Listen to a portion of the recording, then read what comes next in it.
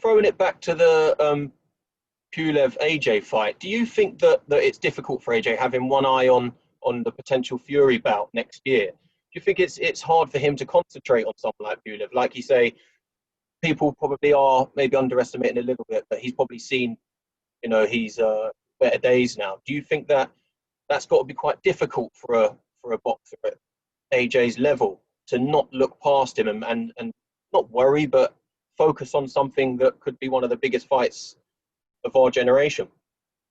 Well, I think if he is doing that at this moment in time, he hasn't learned very many lessons from the Ruiz fight. Not to say that's the reason why he lost to Andy. Not to say that's the reason he lost to Andy Ruiz, but I was out there in New York the week before the fight. Deontay Wilder ironed out Dominic Breazeale in a round. All we were talking about in the fight week was Wilder, the Wilder fight. And, by his own admission, he felt like he took his eye off the ball. He wanted to go out there and make a spectacular statement in his US debut. And, he got clipped. And what happened after that was, he had to do some soul searching and come back and take criticism that he'd never had to take before. So if he is looking past Kubrat Pulev, which I don't believe he is for 1 second because of what we saw in New York. Because of that, yeah. Yeah, then I would be amazed. And I'm sure he's not. I do think that Anthony Joshua is, he's a consummate professional. He's never out of shape. He's always, he's always in the gym and he's always preparing, right? And I think, heavyweights sometimes need that wake-up call. We saw how disciplined he was in the rematch.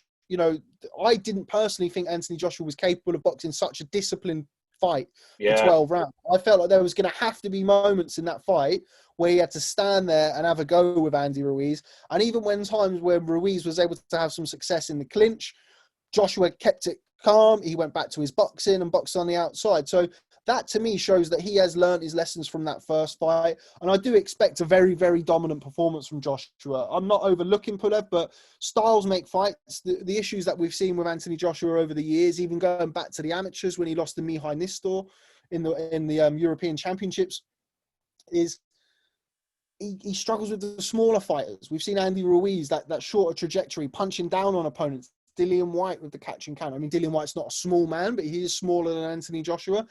And I feel like Pulev, with that European stand-up ex-amateur style, I think he's going to be perfect. Anthony Joshua is a range fighter. He's a distance fighter. He likes to catch you on the end of that right hand. And if he catches Pulev on the end of that right hand, we saw the Pulev Vladimir Klitschko fight. And bear in mind, that was a long time ago now. When Vlad was that's probably the last time we saw a prime Vlad or a near close to prime Vlad. And, Pulev isn't going to be any better than he was years and years ago. And we've seen him in the last couple of fights not box very well. So I do think, stylistically for Anthony Joshua, the Kubrat Pulev fight is a great fight for him to transition from kind of Ruiz rematch Anthony Joshua, which is on the outside, to maybe get a little bit more confidence back. Box where you're comfortable at range against a tall opponent and really let the big shots go. And I think that's what we'll see. I think he will want to go out there and make a statement, but I don't see him thinking it's going to be just as a case of going in there, whacking him with a 1-2 and the fight's over. But I do expect him to look very, very good against Kubrat Pulev at this stage of Pulev's career. Well, first and foremost, I think it's very important to point out that everything he's done, everything that's been asked of him, he's done, and he's done well. He got rid of Tom Little before those big hitters who I mentioned. So people talking about size and punch power and stuff like that, he can't do any more than he's doing currently. The fact that he's also very entertaining, he's got such a great personality, and it sells. Like, people are interested in watching him fight. I've seen people on Twitter talk about, Babic, he's a joke, he's a circus act and blah, blah, blah. Look, people want to watch him. I know, because I work in social media, I work in digital. I see people engaging with his stuff. People want to see Alen Babic fight. And why wouldn't you? Look at how he fights. I've never seen somebody fight like that. He fights like he's in a cartoon. But he's unbelievably entertaining. And, he can't do any more than he's currently doing. He's going in there, like Niall Kennedy was supposed to be a step up. We saw people on Twitter saying, Niall Kennedy's great odds. He goes in there, he smashes him to pieces. Tom Little looks in fantastic career best shape. Tom Little's been in there with Hrgovic. He's been in there with Majidov. This could be a test for Babic. Babic goes in there and steamrolls him. So I don't know. I think people should appreciate that he's going in there. He would fight literally every week if he could, and he would fight anybody. I don't believe that he would turn anybody down. The only reason that the Hrgović fight is not going to happen now in his eyes is because he wants to wait for fans. You know, his handlers might feel different. They might want to wait a couple of fights. I know Hrgović isn't massively keen on giving him a payday, but he would fight Hrgović in a car park tomorrow if you let him. So, you know, for me, if he wants to fight kind of a bigger guy, you want to test him against, like, because he's not going to, you know, he's talking about the giants of the division. He's not going to box like a massive world-class giant next. So maybe somebody like a Nick Webb. Nick Webb's big. He's 6'6". He's a heavy guy. He can punch a little bit. Maybe that would be an interesting fight. I don't think there's any rush with Babic. I like what he's doing, getting out regularly, being entertaining, and scoring knockouts. And, you know, you're always going to get people who have something to say against him, that he's too small and he's this and he's the other. But I don't understand why he shouldn't try. Look, he's, in my opinion, is a cruiserweight, but he wants to box at heavyweight. Salute, fair play to you, mate. Go out there and fight a heavyweight. And if you get beat, you get beat. And, you know, boxing fans, we like to have it both ways. We like it. We like to say, oh, you know, I want him to fight everybody. I want him to do this. Step up, step up. And now somebody like him, everybody's like, oh, he's fine, but he's no good and he's this. So yeah, it's true. I don't know. We should just enjoy the ride with Babic. And if it comes to a halt and he gets beat by a bigger heavyweight, then he gets beat by a bigger heavyweight, you know. But yeah, I think somebody like a Nick Webb would be a good fight, just to see him again against somebody who is slightly bigger, fully fledged heavyweight. And then after that, who knows? Quickly going back to what you mentioned about Dave Allen, do you think he is fully retired now, or do you think we could see him again? Yeah. No, you don't think he'll come back? He's set in stone now, is he? Yeah, well, I've fucking messaged him because I've seen him talking about Alan Babic on the Joshua Pulev undercard. Yeah, I saw that. If he does get on that card, I'll be going to his house in Doncaster and tying him up, I think. No, he's done. He's done. I've kept my mouth shut about Dave Allen for a couple of years. He's a good friend of mine.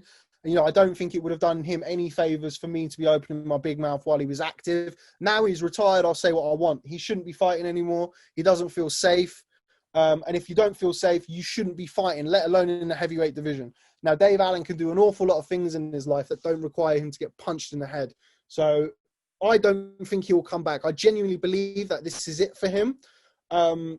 You know, never say never. It's difficult to leave a lot of money on the table. But for me, having seen Dave, and I've been literally as close as you can get to him during some of these fight weeks. I stayed in his bed with him 4 nights out of the 5 nights ahead of the Nick Webb fight, where he it's fine. It was a big bed, but anyway, and when he boxed Nick Webb, and I watched him eating crisps and Haribo and burgers and Coke and all of that beforehand, and you know. You can't do that. You can't do that. No, you can't. The fact that he pulled a right hand out and chinned him was fantastic. But what that does is it makes, like Dave said himself, it made him believe that he was a massive one-punch knockout artist. Went into the Bracamonte fight, took loads of stick in that one. And, you know, it's time now. I've watched him fuck himself up from close range for a long time. And this is the one thing that he's got right in his career. And if I can at all have any influence on Dave, which I'm not sure I can because he's very headstrong and he will do what he wants to do, then I will advise him implicitly to not come back. And, you know, I know Darren Barker is very, very close with Dave. He would have told him the same. Dave isn't an idiot, despite what some people think. He's very, very switched on. He's a very smart man. He knows the game inside out. And he'll understand like that every fighter has a shelf life. It's not necessarily the fights that he's been in. He's sparred hundreds and hundreds of rounds with Anthony Joshua, Tyson Fury. I mean, we saw what happened with Alexander Usyk recently. Fraser Clark, you know, big heavyweights. And every single one of them has said the same thing about him. He's got an unbelievable chin. You can hit his chin with a sledgehammer. But unfortunately, that doesn't last forever. You can't just take shots like that and not expect to. If it's not now, it's going to be 20 years from now where you're going to experience that. And, you know, Dave is somebody who is so sharp upstairs and does speak so well about so many things. And he knows the game inside out. And honestly, I shit you not, is one of the nicest men that you could ever possibly meet. I've seen him. He dragged me across the other side of Belfast once before a fight because he told somebody on Twitter that he'd come and meet him for a photo. And that's the type of guy he is. He'll take hours out of his day for other people. And I feel like now he needs to look after himself. He's given everything that he can to boxing, both in the ring and out of the ring. And now is time to stop. I heard of Lovejoy. I was going to tell this story on the podcast before the fight, but out of respect for Christopher Lovejoy, I took it out of the podcast. But seeing as he fucked everybody around, then I'm going to tell it now. So when I was out in Vegas for Tyson Fury versus Tom Schwartz, we'd heard about this American who'd been around the gyms in Vegas giving interviews and talking about he wanted to go and beat up the Gypsy King and I'll welcome him to Vegas and I'll do this and I'll do that. So it's Christopher Lovejoy, right?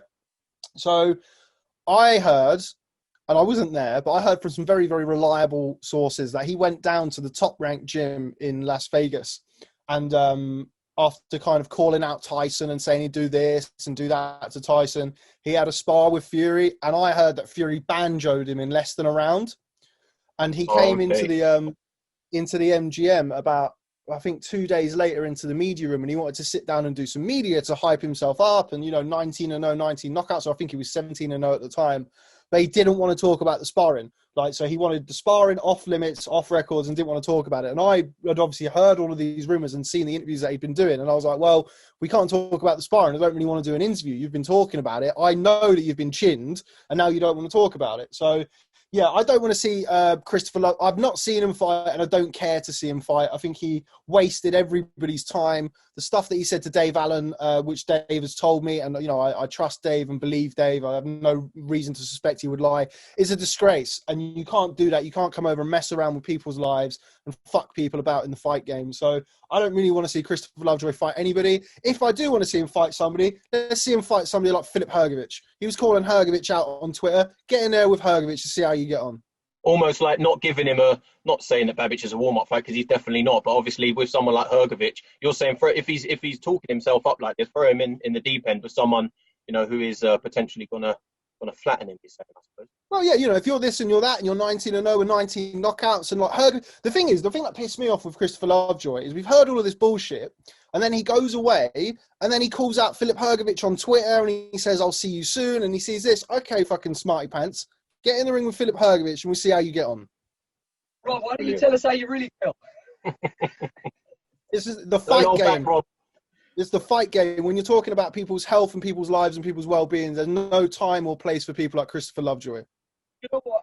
Yeah, first and foremost, there's a lot of people talking about this who don't know what they're talking about, and I'm one of them. And I'm fortunate enough to have some sort of relationship with Shelley.